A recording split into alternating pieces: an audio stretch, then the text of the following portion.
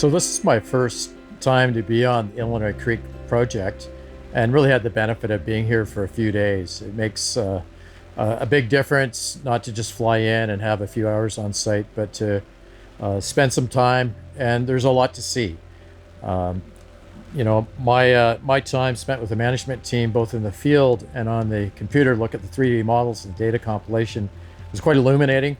I got to appreciate that there's a lot of existing data to leverage, having a past producer on the property and a lot of prospects, and that's been really important to develop new targets.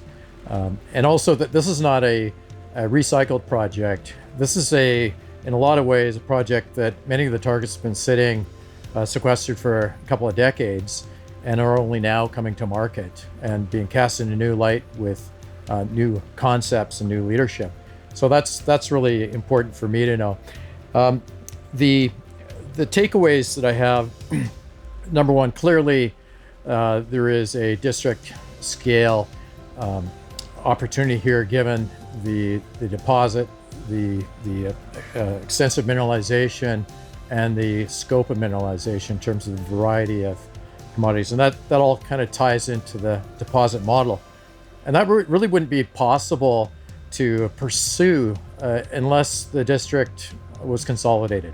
So that's been a real key step here. Still spending a lot of time to understand a lot of the details and understand the system, but it's clear that it is a carbonate replacement type system deposit, CRD. And the reason that certainly right now I'm digging in and very interested is because those do have high grade, high margin attributes. They can also be very large and what you'd say is a tier one, something that interests the larger companies if you have success.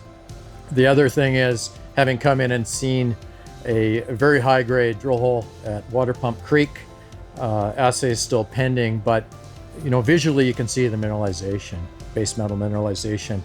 And so I'm really encouraged coming to site at this time, and this just before the company gets launched as an analyst. And so the timing's been really good for this site visit.